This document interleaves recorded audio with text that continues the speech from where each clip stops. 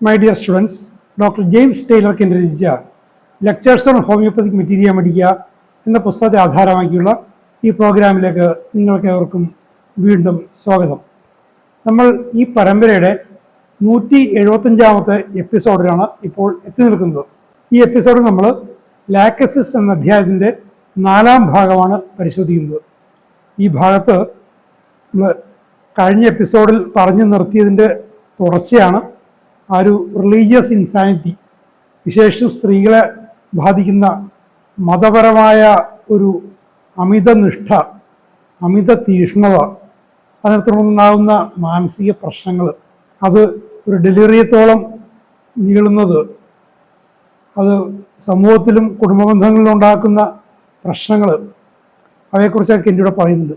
കൂടാതെ ഇതുമായിട്ട് ബന്ധപ്പെട്ട് കഴിഞ്ഞ എപ്പിസോഡിൽ നമ്മൾ കേട്ടതാണ് ഒരു ഡോക്ടർ അല്ലെങ്കിൽ ഹോമിയോപാത്ത് എങ്ങനെ ഇങ്ങനത്തെ ഒരു ലാക്കസിസ് പേഷ്യൻറ്റിനെ അല്ലെങ്കിൽ പൊതുവെ നമ്മളെ പേഷ്യൻസിനെ, കൂടുതലും മെൻ്റൽ സിംറ്റംസ് കാണിക്കുന്ന പേഷ്യൻസിനെ എങ്ങനെ സമീപിക്കുന്നതിനെക്കുറിച്ച് കഴിഞ്ഞ എപ്പിസോഡിൽ പറഞ്ഞതിൻ്റെ ഒരു വിപുലീകരണം, ഒരു ഹോമിയോപാത്തിനുണ്ടായിരിക്കേണ്ടുന്ന ചില പ്രധാനപ്പെട്ട ക്വാളിറ്റീസ്, അതിനെക്കുറിച്ച് എന്നോട് പറയുന്നുണ്ട്.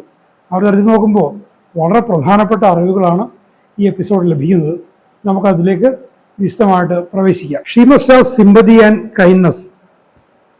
അപ്പോൾ ഇങ്ങനത്തെ ഒരു പേഷ്യൻറ്റിന് ഷീ എന്ന് പറയുന്നത് വല്ലാതെ അമിത ഭാഷണവും മറ്റുമൊക്കെ കാണിക്കുന്ന, അസാധാരണമായിട്ട് സംസാരിക്കുന്ന ആ ഒരു ലാക്കസിസ് പേഷ്യൻറ്റിന് അവർക്ക് ആവശ്യം സഹാനുഭൂതിയും ദയാവായ്പുമാണ്. അത് ഫിസീഷ്യനിൽ നിന്നും കൂടി, വീട്ടുകാരിൽ നിന്നും സുഹൃത്തുക്കളിൽ നിന്നോ കിട്ടണം, ഫിസീഷ്യനിൽ നിന്നും കൂടി അവർക്ക് അത് കിട്ടണം. മസ്റ്റ് ഹാവ് എന്ന് പറയുന്നത് നിർബന്ധമായും കിട്ടിയിരിക്കണം. It's an unfortunate thing for a doctor to get a reputation of being an ungodly man among pious people. അതായത് ഒരു ഹോമിയോപാത്തിനെ സംബന്ധിച്ചിടത്തോളം ഒരു ദൗർഭാഗ്യകരമായ കാര്യം എന്താണെന്ന് പറയുന്നത് വെച്ചാൽ, അൺഗോഡ്ലി മാൻ, ഒരു ആത്മീയതയില്ലാത്ത, ഒരു ദൈവികതയില്ലാത്ത, ദൈവനിഷേധിയായൊരു മനുഷ്യൻ എന്ന തരത്തിലൊരു റെപ്യൂട്ടേഷൻ ആ സാധ്യതയുണ്ട് among pious people, as he will be deprived of doing these people in an immense amount of goods. അങ്ങനെ വന്നു കഴിഞ്ഞാൽ ഇത്തരം റിലീജിയസ് ഇൻസാനിറ്റിയുള്ള ആളുകൾക്ക് ആ ഡോക്ടർക്ക് ചെയ്യാനാകുമായിരുന്ന നന്മ ചെയ്യാൻ പറ്റാത്തൊരവസ്ഥ വരും. അൺഗോഡ്ലി മാൻ എന്നുള്ളൊരു റെപ്യൂട്ടേഷൻ ഉണ്ടെങ്കിൽ അത് ഉണ്ടാകാമെന്ന് പറയുന്നത് കെൻറ്റിൻ്റെ സ്വന്തം സാഹചര്യങ്ങൾ വെച്ച് പറയുന്നതാണ്. അദ്ദേഹം ക്രിസ്ത്യാനിറ്റിയിലെ ഒരു സെക്ട് ആയിട്ടുള്ള സ്യൂഡൻബോർഗിയൻ പ്രസ്ഥാനത്തിലെ ഒരു മതവിഭാഗത്തിൽ അംഗമായിരുന്നു. സ്യൂഡൻബോർഗിയൻ എന്ന് വെച്ചാൽ മെയിൻ സ്ട്രീം ക്രിസ്ത്യൻ ചർച്ചിൽ നിന്നും മാറിപ്പോയൊരു വിഭാഗമാണ് സ്യൂഡൻബോർഗ് എന്ന് പറയുന്ന ഒരാൾ. അപ്പോൾ വ്യത്യസ്തമായിട്ട് ചില വിശ്വാസ പ്രമാണങ്ങൾ, അവർ ഈശ്വരനെ കുറിച്ച്, സ്വർഗനരകങ്ങളെക്കുറിച്ചൊക്കെ വ്യത്യസ്തമായ ചില കാഴ്ചപ്പാടുകളുണ്ട്. അപ്പോൾ അതിനെ ഫോളോ ചെയ്യുന്നവരെ ക്രിസ്ത്യൻസ്, അമേരിക്ക കൂടുതലും അന്നത്തെ കാലത്ത് ക്രിസ്ത്യൻസ് ഉണ്ടായിരുന്നൊരു സ്ഥലമാണ്. അപ്പോൾ അങ്ങനെയുള്ളവർ ഈ കെൻറ്റൊക്കെ അടങ്ങുന്ന സ്വീഡൻബോർഗിയൻസിനെ അൺഗോഡ്ലി, ദൈവനിഷേധികൾ എന്നൊക്കെ പറഞ്ഞ് മാറ്റി നിർത്താം. അപ്പോൾ അങ്ങനെ മാറ്റി നിർത്തിയാൽ അവരുടെ അടുത്ത് ഇത്തരം പേഷ്യൻസ് വരില്ല. അവർ ദൈവനിഷേധികളാണ്. കാരണം ഇവർ അമിതമായ റിലീജിയസ് നേച്ചർ കാണിക്കുന്നവരാണ്, അവർ വരില്ല. അപ്പോൾ അങ്ങനത്തെ ഒരു ദൗർഭാഗ്യം ഉണ്ടെന്ന് കെൻറ്റ് സാന്ദർഭികമായിട്ട് സ്വന്തം അനുഭവം വെച്ച് പറയുകയാണ്. He must be candid with all the whims and notions of the people that he visits in the world. അപ്പോൾ ഇതിനെയൊക്കെ മറികടക്കാൻ പറ്റുന്ന ഒരു രീതി, അത് ഇന്നും പ്രസക്തമായ ഒരു ഉപദേശമാണ് കെൻറ്റോട് തരുന്നത്. ഹി മസ്റ്റ് ബി കാൻഡിഡ്, വളരെ സ്ട്രെയിറ്റ് ആയിരിക്കണം, സ്ട്രെയിറ്റ് ഫോർവേഡ് ആയിരിക്കണം. With all the whims and notions of the people that he visits in the world. താൻ ഈ ലോകത്തിൽ താൻ കാണാനിടയാകുന്ന എല്ലാവരുടെയും ഈ ഓരോ വിംസ് ആൻഡ് നോഷൻസ്, അവരുടെ ചില ഭാവങ്ങൾ, ഇപ്പോൾ ഒരു റിലീജിയസ് ഇൻസാനിറ്റി, ഒരു ലാക്കസിസ് പേഷ്യൻറ്റ്, അവർ ദൈവത്തോട് അടുത്ത് നിൽക്കുന്നവർ, വളരെ ആത്മീയരെന്നൊക്കെ സ്വയം ഭാവിക്കുന്നവരാണ്. അതാണ് അവരുടെ വിംസ് എന്ന് പറയുന്നത്. അപ്പോൾ അതിനോടൊക്കെ വളരെ സ്ട്രെയിറ്റായിട്ട്, അതിനെ ഇൻട്രപ്റ്റ് ചെയ്യാതെ, അവരെ നിഷേധിക്കാതെ, അവർ പറയുന്ന തെറ്റുകളെല്ലാം തെറ്റായിരിക്കാം പൂർണ്ണമായിട്ട് ചിലപ്പോൾ, പക്ഷെ അതിനെ നേരെ കയറി നിഷേധിക്കുകയും നിസ്സാരവൽക്കരിക്കുകയും ചെയ്തു കഴിഞ്ഞാൽ കഴിഞ്ഞ എപ്പിസോഡിൽ നമ്മൾ കേട്ടതുപോലെ അവരകന്നു പോകും. അവർ നമ്മളിൽ നിന്ന് അകന്നു, വീണ്ടും വരില്ല. നിങ്ങൾക്ക് ചെയ്യാൻ സാധിക്കുമായിരുന്ന നന്മ ചെയ്യാൻ പറ്റാതിരിക്കും. ചിലപ്പോൾ അവരുടെ കണ്ടീഷൻ കുറെ കൂടി കോംപ്ലിക്കേറ്റഡുമാകാം. അപ്പോൾ അത് ഒഴിവാക്കാനാണ് വളരെ കാൻഡിഡ് അപ്രോച്ച്, വളരെ സ്ട്രെയിറ്റ് ആയിട്ടുള്ള, സിമ്പിളായിട്ടുള്ള, സ്ട്രെയിറ്റ് ഫോർവേഡ് അപ്രോച്ച് ആയിരിക്കണം.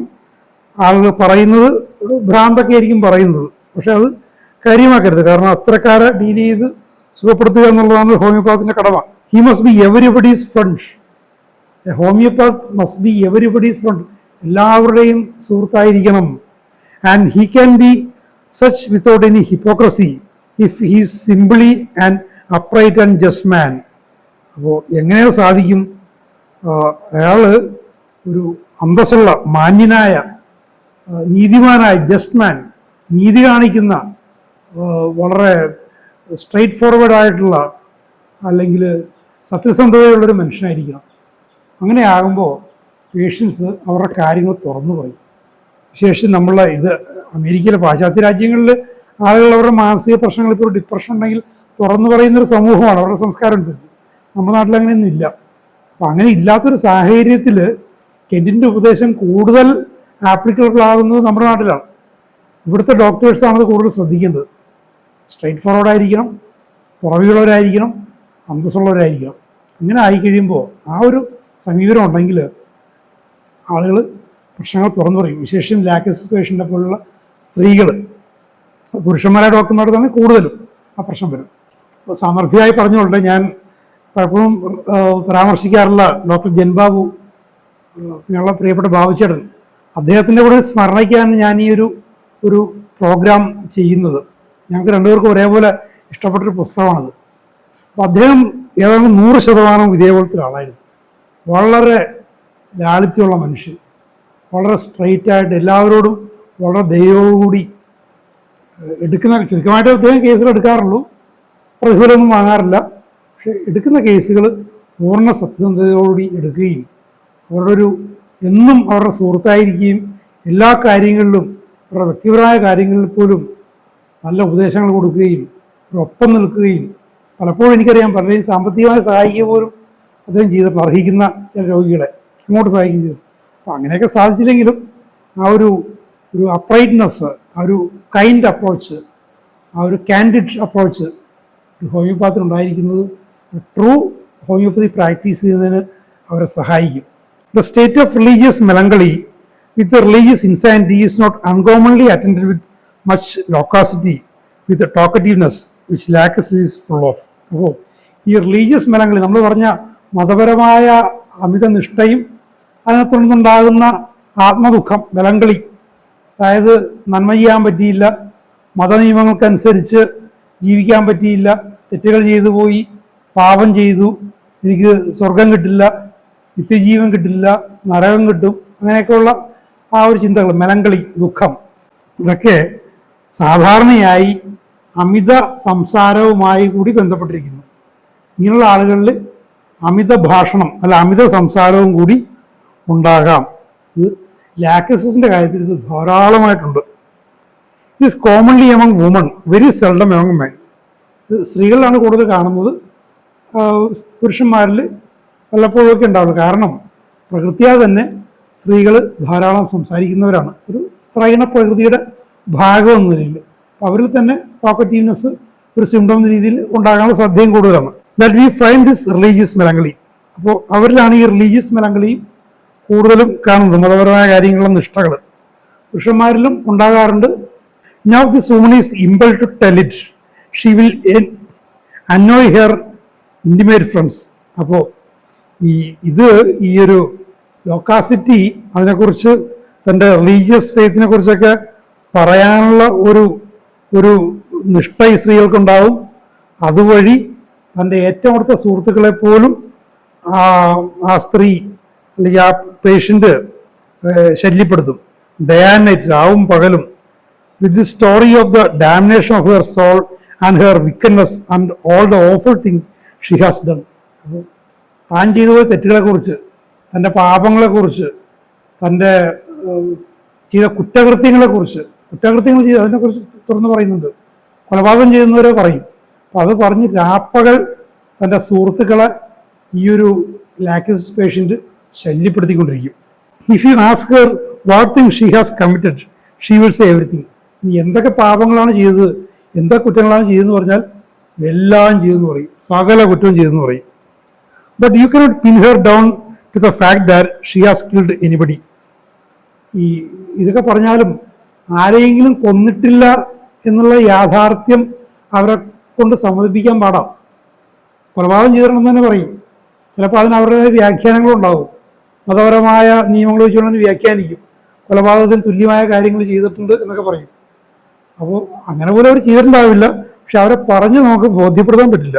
If you allow her to go through with her story she will tell you that all the crimes in the calendar that she has committed. അപ്പോൾ പറയാൻ അനുവദിച്ചു കഴിഞ്ഞാൽ എല്ലാം പറഞ്ഞുകൊണ്ടിരിക്കും, സകലവിധ കുറ്റകൃത്യങ്ങളും ചെയ്തിട്ടുണ്ട്. Although she has been A well behaved and well disposed woman. നല്ല പെരുമാറ്റമുള്ള നല്ല അന്തസ്സുള്ളൊരു സ്ത്രീയാണ്. എന്നാൽ പോലും പറയുമ്പോൾ എല്ലാ കുറ്റങ്ങളും ചെയ്തെന്ന് പറയും. അതാണ് ലാക്കസിസ് പേഷ്യൻ്റെ ഒരു മനോനില. There is another kind of loquacity belonging to lachesis. മറ്റൊരു തരം ലോക്കസിറ്റി. The patient is impelled to talk continuously. തുടർച്ചയായി സംസാരിച്ചു കൊണ്ടിരിക്കാനുള്ള ഒരു ഇമ്പൾസ്. തുടർച്ചയായി സംസാരിച്ചു കൊണ്ടിരിക്കുക, ഒരു വിഷയത്തിൽ നിന്ന് അടുത്ത വിഷയത്തിലേക്ക് ചാടി ഇങ്ങനെ സംസാരിച്ചു കൊണ്ടിരിക്കുക. Is found in another stage in which the patient is compelled to hurry in everything she does and wants everybody else to hurry. അവിടെയും ആ പേഷ്യൻ്റ് ഒരു കമ്പൽഷനാണ് വരുന്നത്, ഒരു ഉള്ളിൽ നിന്ന് കമ്പൽഷനാണ്. ഇങ്ങനെ പറഞ്ഞുകൊണ്ടേയിരിക്കുക, മറ്റുള്ളവരെ കൊണ്ട് പറയിപ്പിക്കുകയും ചെയ്യുക. അങ്ങനത്തെ ഒരു compulsion. There is no use of attempting to describe it. It is so rapid, changing from one subject to another. അപ്പോൾ ഇതിനെ വിവരിക്കാൻ പറ്റില്ല. അങ്ങനെ ഒരു വിഷയത്തിൽ നിന്നും ഒന്നിൽ നിന്ന് മറ്റൊന്നിലേക്ക് ഇങ്ങനെ തുറന്നുകൊണ്ട് പോയിക്കൊണ്ടേയിരിക്കും. She takes it for granted that you understand the balance and she will hurry on. ഒരു വാചകം പകുതിയേ പറയുന്നുള്ളൂ, ബാക്കി പകുതി നിങ്ങൾ മനസ്സിലാക്കിക്കോളൂ എന്ന് ഈ സ്ത്രീ ധരിക്കുകയാണ്. ഈ പേഷ്യൻ്റ് ഈ സ്ത്രീയിൽ നിന്നല്ല പുരുഷന്മാരിലുണ്ടാകാം. ഒരു പുരുഷന്റെ കേസ് ഞാൻ പറയാം. അവർ ധരിക്കുകയാണ് ഇത് ബാക്കി നിങ്ങൾ മനസ്സിലാക്കിക്കോളും. Day and night she is wide awake. രാവും പകലും ഉണർന്നിരിക്കുകയാണ്. And with such sensitiveness to her surroundings that you would naturally think from what things she hears and how she is disturbed by noise that she can hear the flies walk upon the walls and the clock striking upon the distant steeple. അപ്പോൾ തൻ്റെ പരിസരങ്ങളോടുള്ള ആ സ്ത്രീയുടെ sensitiveness നമ്മൾ നേരത്തെയും ചില അവസരങ്ങൾ കണ്ടിട്ടുണ്ട്. പരിസരങ്ങളോടുള്ള ആ സെൻസിറ്റീവ്നെസ്, അപ്പോൾ നമ്മളത് സ്വാഭാവികമായിട്ടും നമ്മൾ ചിന്തിച്ചു പോകും. അവരെന്തൊക്കെ കേൾക്കുന്നു, ശബ്ദം കൊണ്ട് അവർ അത്രത്തോളം അസ്വസ്ഥരാകുന്നു. ഇപ്പോൾ മതിലിലൂടെ നിറച്ചു നടക്കുന്ന ഒരു പ്രാണി, അതിൻ്റെ ശബ്ദം അതുപോലെ അവർ കേൾക്കും. വളരെ ദൂരെ ഒരു പള്ളിയുടെ മണിഗോപുരത്തിൽ നിന്നും മുഴങ്ങുന്ന മണിയുടെ ശബ്ദം അതവർ കേൾക്കും. സാധാരണ കേൾക്കാത്ത കാര്യങ്ങളാണ്, അതുകൂടി കേൾക്കും. You do not get all these things in the text. ഈ പറഞ്ഞ കാര്യങ്ങളെല്ലാം മെറ്റീരിയൽ മീഡിയ ടെക്സ്റ്റിൽ കണ്ടെന്ന് വരില്ല. അത് എങ്ങനെയാണ് കിട്ടുന്നതെന്ന് അതൊക്കെ എൻ്റെ തുറന്ന് പറയുന്നത്. You have to see them applied. അത് ആപ്ലിക്കേഷനിലൂടെ വെബ്സൈറ്റിൽ നിന്നും അനുഭവത്തിൽ നിന്നും കിട്ടും. But the things I gave you that are brought out clinically are those things that have come from applying the symptoms to the remedy at the bedside to the sick folks. അപ്പോൾ ഈ ഔഷധത്തിൻ്റെ ലക്ഷണങ്ങൾ രോഗികളുടെ കിടക്കക്കരികിൽ കാണുന്ന പ്രശ്നങ്ങളിൽ apply ചെയ്തിട്ട് ഒരു ആപ്ലിക്കേഷനിലൂടെ മനസ്സിലാക്കുന്ന കാര്യങ്ങളാണ്. അത് മെറ്റീരിയൽ മെഡിക്കൽ ടെക്സ്റ്റിൽ പ്രൂവേഴ്സ് പറയുന്നതല്ല, അത് ക്ലിനിക്കൽ സിംറ്റംസാണ്. ആപ്ലിക്കേഷനിലൂടെ മനസ്സിലാക്കാവുന്ന കാര്യങ്ങൾ അത് അദ്ദേഹം അതിൻ്റെ മെയിൻ ടെക്സ്റ്റിനോട് അനക്സ് ചെയ്യുന്നത്. കോട്ട് ചെയ്തിരിക്കുകയാണ്. Most extraordinary loquacity, making speeches in every select phrases but jumping off to most heterogeneous subject. അപ്പോൾ തികച്ചും ഏറ്റവും അസാധാരണമായ അമിതഭാഷണം തന്നെ അസാധാരണമാണ്, അതിൽ തന്നെ അസാധാരണം. Making speeches in every select phrase, ഏത് ഫ്രേസ് വെച്ചുകൊണ്ടും പ്രഭാഷണം നടത്തും. പക്ഷേ മോസ്റ്റ് ഹെട്രോജിനസ് സബ്ജക്ട്സ്, പരസ്പരം യാതൊരു ബന്ധവുമില്ലാത്ത വിഷയങ്ങളിലേക്ക് ഇങ്ങനെ ചാടി ചാടി പോയിക്കൊണ്ടിരിക്കും. അന്താരാഷ്ട്ര പ്രശ്നങ്ങൾ പറഞ്ഞിട്ടും വ്യക്തിപരമായ പ്രശ്നങ്ങൾ പറയും. ഈ ഒരു വാചകം വായിച്ചു കഴിഞ്ഞപ്പോൾ ഞാൻ BSc ഫിസിക്സ് സെക്കൻഡ് ഇയറിന് പഠിക്കുമ്പോൾ അല്ലെങ്കിൽ തേർഡ് ഇയറിന് പഠിക്കുമ്പോഴായിരിക്കും ഇത് വായിച്ചിരിക്കുന്നത്. ആ ഒരു സമയത്ത് ഞാൻ പ്രീ ഡിഗ്രി കാലത്ത് കൊച്ചിയിലെ കോളേജിലേക്ക്, ഫോർട്ട് കൊച്ചിക്ക് അടുത്തുള്ള കോളേജിലേക്ക് പോയിക്കൊണ്ടിരുന്ന കാലത്ത് കാണുമായിരുന്ന ഒരാളെ എനിക്ക് ഓർമ്മ വന്നു. അന്നൊരു 10-60 വയസ്സുള്ള ഒരാളാണ്. ആ വഴിയിലൊരു സ്ഥലത്തിങ്ങനെ നിന്ന് വേറെ ശല്യമൊന്നുമില്ല, ആരുടെയും മുഖത്ത് നോക്കില്ല, എവിടെയോ നോക്കിക്കൊണ്ട് ഇങ്ങനെ സംസാരിച്ചുകൊണ്ടിരിക്കും. അദ്ദേഹം യുദ്ധത്തെക്കുറിച്ച് സംസാരിക്കും. ബസ് സ്റ്റോപ്പിലാണ്. ബസ് നിർത്തിയിരുന്ന ഒരു ഏതാനും സെക്കൻഡാണ് തന്നെ പുള്ളി 2-3 വിഷയങ്ങൾക്ക് സംസാരിക്കും. പ്രാദേശിക രാഷ്ട്രീയം സംസാരിക്കും, കാലാവസ്ഥയെക്കുറിച്ച് സംസാരിക്കും, വാഹന ഗതാഗതത്തെ സംസാരിക്കും, നിയമത്തെക്കുറിച്ച് സംസാരിക്കും. പിറ്റേ ദിവസം കേൾക്കുന്ന മറ്റൊരു വിഷയമായിരിക്കും. ഒരാഴ്ച കഴിയുമ്പോഴേക്കും പഴയ വിഷയം വീണ്ടും കേൾക്കുന്നു. ഈ ആളുടെ കാര്യം ഓർമ്മ വന്നു. അപ്പോൾ ഞാനിത് മുഴുവൻ വായിച്ചു. വിശദമായിട്ട് വായിച്ചിട്ട് ഞാൻ ഈ ആളെ തേടിപ്പോയി. അവിടെ ഈ ആളവിടെ ഇല്ല. അപ്പോൾ പറഞ്ഞ ആൾക്ക് സുഖമില്ല, കിടപ്പാണ്, വല്ലപ്പോഴൊക്കെ വരും. ആളുടെ വീടും പറഞ്ഞു തന്നു. ഞാനിങ്ങനെ വീടന്വേഷിച്ച് പോയി. വീട്ടിൽ ചെന്നു കഴിഞ്ഞപ്പോൾ വീട്ടിലിരിക്കുകയാണ്. വീട്ടുകാർ സുഖമില്ലാത്തതുകൊണ്ട് പോകുന്നില്ല, വണ്ടി ഇടിച്ച് മരിച്ചു പോകുന്ന ചെയ്തിട്ട് വിടുന്നില്ല. വീട്ടിൽ നിന്ന് സംസാരം തന്നെ. ഞാൻ ഇയാളോട് സംസാരിക്കാൻ നോക്കിയിട്ടും ഒരു രക്ഷയില്ല.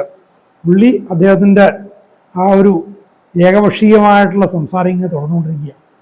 എന്നെ കിട്ടിക്കഴിഞ്ഞപ്പോഴേക്കും എന്നോടിങ്ങനെ എൻ്റെ മുഖത്ത് നോക്കുന്നില്ല, ഇങ്ങനെ ഒരു അല്പം താഴേക്ക് നോക്കിക്കൊണ്ട് ഇങ്ങനെ സംസാരിച്ചുകൊണ്ടിരിക്കുക.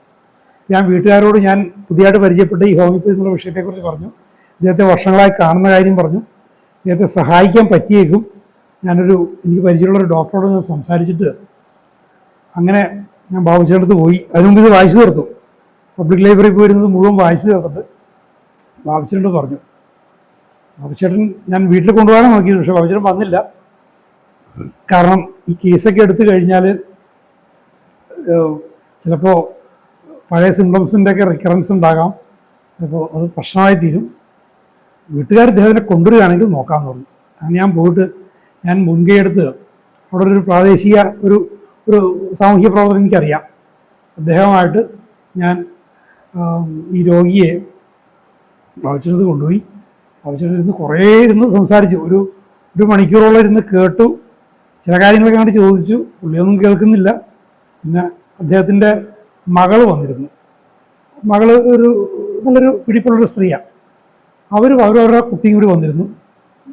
അവർ കുറേ കാര്യങ്ങൾ പറഞ്ഞു. ലാക്ടോസ് കേസായിരുന്നു. ഒരു ഡോസ് കൊടുത്തു വിട്ട് ഞാൻ പിന്നെ ആഴ്ച ഒരിക്കൽ വീതം പോയി അന്വേഷിക്കും. ഈ സംസാരമൊക്കെ കുറഞ്ഞു ആള്. പക്ഷെ അത് കഴിഞ്ഞിട്ട് ആൾക്ക് കുറച്ച് ആരോഗ്യ പ്രശ്നങ്ങളുണ്ടായിരുന്നു.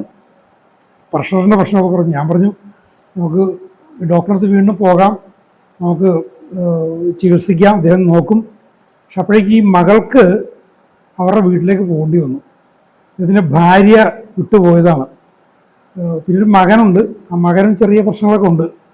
ഉത്തരവാദിത്തത്തോടെ ഇദ്ദേഹത്തിനെ കൊണ്ടുപോകാൻ ഒരാളില്ലാത്തൊരവസ്ഥയ്ക്ക്. എനിക്കാണെങ്കിൽ ഒരു ഡോസ് വീണ്ടും ഒന്ന് റിപ്പീറ്റ് ചെയ്യാമെന്ന് ബാബുച്ചേട്ടൻ പറഞ്ഞാണ്. പക്ഷേ നമുക്ക് ഉത്തരവാദിത്തം എടുക്കാൻ പറ്റില്ല. എന്തെങ്കിലും പഴയ പ്രശ്നങ്ങൾ വന്നു, അഗ്രവേറ്റ് ചെയ്തു, നമുക്ക് മാനേജ് ചെയ്യാൻ പറ്റിയില്ലെങ്കിൽ അത് വലിയ പ്രശ്നമായിട്ട് മാറും. അങ്ങനെ അത് നമുക്ക് വിട്ടുകളയേണ്ടി വന്നു. അത് കിട്ടിയിരുന്നെങ്കിൽ പൂർണ്ണ സുഖം നമുക്ക് കൊടുക്കാൻ പറ്റിയേനെ. ഇനി അതിന് ശേഷം മറ്റൊരു കേസ് കൂടി വന്നു. ഞാൻ അയാൾക്ക് പരിചയപ്പെട്ട ഒരു സുഹൃത്ത്, അദ്ദേഹം ഒരു പ്രസ്സിൽ ജോലി ചെയ്യുകയാണ്. അന്ന് ഞാൻ പ്രിൻറ്റിങ്ങുമായിട്ട് ബന്ധപ്പെട്ട് വന്ന സമയമാണ്. അപ്പോൾ അവരോട് ഞാൻ ഹോമിയോപ്പതിയെക്കുറിച്ച് പറയുമായിരുന്നു. ഇത് വായനക്കുള്ള കൂട്ടത്തിലാണ്. പുള്ളിയുടെ അമ്മയ്ക്ക് ഈ പ്രശ്നം ഉണ്ടായിരുന്നു, അമിത ഭാഷണം. ഇത് കുടുംബത്തിന് വലിയ പ്രശ്നമായിട്ടിരിക്കുകയായിരുന്നു. അവർ എല്ലാ മതസ്ഥാപനങ്ങളിൽ പോവും, അവിടെ പോയിട്ട് അവരോട് സംസാരിക്കും, അവർക്ക് ശല്യമായി. ഇവർ പലതരത്തിലെ കൗൺസിലിങ്ങും ഈ ധ്യാനങ്ങൾക്ക് വിടലും അങ്ങനെ കുറേയൊക്കെ ചെയ്തു. ഒരു മെച്ചവും ഉണ്ടായില്ല. അവരെ പറഞ്ഞു വന്നപ്പോഴേക്കും അവർക്ക് പരിചയമുള്ളൊരു ഹോമിയോപ്പതി ഡോക്ടർ റാവം സിറ്റിയിലുണ്ടായിരുന്നു. അവിടെ പോകാമെന്ന് പറഞ്ഞു. ഞാൻ ഈ ഡോക്ടറെ അടുത്ത് പോയി ഡോക്ടറോട് സംസാരിച്ചു, കാര്യങ്ങളൊക്കെ പറഞ്ഞു. ഡോക്ടർ നോക്കാമെന്ന് പറഞ്ഞു. കേസെടുത്തു. പക്ഷെ അത് വിജയിച്ചില്ല. പക്ഷെ അത് ടിപ്പിക്കൽ ലാക്ടോസ് കേസായിരുന്നു. അത് വേണ്ട രീതിയിൽ അത് മാനേജ് ചെയ്തിരുന്നെങ്കിൽ അത് സുഖപ്പെടുത്താൻ പറ്റിയേനത്. One word often leads into the midst of another story. ഒരു വാക്ക് പറഞ്ഞു കഴിഞ്ഞാൽ ആ വാക്കെ പിടിച്ച് മറ്റൊരു കഥയുടെ ഇടയിലേക്ക്, മറ്റൊരു കഥയും തുടർച്ചയായിട്ട് പറയുന്നില്ല, മറ്റൊരു കഥയുടെ ഇടക്ക് കയറി പറയും. അപ്പോൾ ചുരുക്കി പറഞ്ഞാൽ ആർക്കൊന്നും മനസ്സിലായെന്ന് അർത്ഥം. പക്ഷേ മറ്റുള്ളവർ മനസ്സിലാക്കുന്നതായിട്ട് അവർ ധരിക്കുകയാണ്. These states may come on in acute disease like typhoid. Typhoid പോലുള്ള അവസ്ഥകൾ ഇത് വരാം. ടൈഫോയിഡിൽ മാനസിക പ്രശ്നങ്ങളുണ്ട്. When it takes the usual typhoid delirium, ഇത് ടൈഫോയിഡ് വരാത്തും ഡെലിറിയം കണ്ടീഷൻ, ഡെലിറിയത്തിൻ്റെ ഫോമിലേക്ക് അത് മാറും. Or they may come on in conditions like diphtheria വരാം. Or in any of the diseases that are characterised by blood poisoning. അപ്പോൾ രക്തദൂഷ്യമായിട്ട് ബന്ധപ്പെട്ട് വരുന്ന ഏത് രോഗാവസ്ഥകളിലും ഇത് വരാം. They may come on in the puerperal stage, ഒരു പ്രസവിച്ച് കിടക്കുന്ന സ്ത്രീയിൽ ഇത് ഉണ്ടാകാം. Or may take the form of insanity, മനോവിഭ്രാന്തിയുടെ രൂപം ഇത് പ്രാപിക്കാം. ഞാൻ ഈ പറഞ്ഞ 2 കേസിലും ഈ ഒരു ഇൻസാനിറ്റിയുടെ രൂപത്തിലായിരുന്നത്. It's a long acting remedy and if it has been abused its effect will last a lifetime. മറ്റൊരു മുന്നറിയിപ്പ്, വളരെ ലോങ് ആക്ടിങ് റെമഡിയാണ്, ഡീപ്പ് ആക്ടിങ് ആണ്. സൂക്ഷിച്ചു കൊടുത്തില്ലെങ്കിൽ അത് കുഴപ്പമുണ്ടാക്കും. ജീവിതകാലം മുഴുവൻ അതിൻ്റെ പ്രത്യാഘാതം നിലനിൽക്കും. ഞാനൊക്കെ വായിക്കുന്ന കാലത്ത് ഞാൻ പരിചയപ്പെട്ട ഒരു ഡോക്ടർ, കുറച്ച് സീനിയറായിട്ടുള്ള ഡോക്ടറാണ്, ഇതിൽ പലരും അറിയുമായിരിക്കും. കോട്ടയത്തുണ്ടായിരുന്നു, ഡോക്ടർ പട്ടേൽ. ഞാൻ DC ബുക്സിന് വേണ്ടി വർക്ക് ചെയ്യുന്ന കാലത്ത് അദ്ദേഹമായിട്ട് വളരെ അടുപ്പമായിരുന്നു. അദ്ദേഹത്തോട് സംസാരിച്ച് കഴിഞ്ഞാൽ പറഞ്ഞാണ്, വളരെ സൂക്ഷിച്ച് കൊടുക്കേണ്ട ഒരു ഔഷധമാണ്, അത് ലൈഫ് ലോങ് ആക്ഷനുള്ള ഔഷധമാണ്. അദ്ദേഹം അന്ന് കൂട്ടത്തിൽ പറഞ്ഞത് സൈലീഷ്യ, ഹയർ പൊട്ടൻസി കൊടുത്തു കഴിഞ്ഞാൽ, ഒരു ഡോസ് കൊടുത്തു കഴിഞ്ഞാൽ കഴിയുമെങ്കിൽ റിപ്പീറ്റ് ചെയ്യാതിരിക്കുക, ലൈഫ് ലോങ് ആക്ഷനാണ്. ഒത്തിരി അറിവുകൾ നമുക്ക് ലാക്ടസിനെ കുറിച്ച് കെൻറ്റിലൂടെ ഇവിടെ നിന്ന് നമുക്ക് കിട്ടി. ഇനി ഇതിൻ്റെ തുടർച്ചയായിട്ട് നിരവധി കാര്യങ്ങൾ കെൻറ്റ് പറയുന്നുണ്ട്. നമുക്ക് വരുന്ന എപ്പിസോഡുകളിൽ നമുക്ക് അവയെക്കുറിച്ച് കേൾക്കാം. Thank you very much for watching.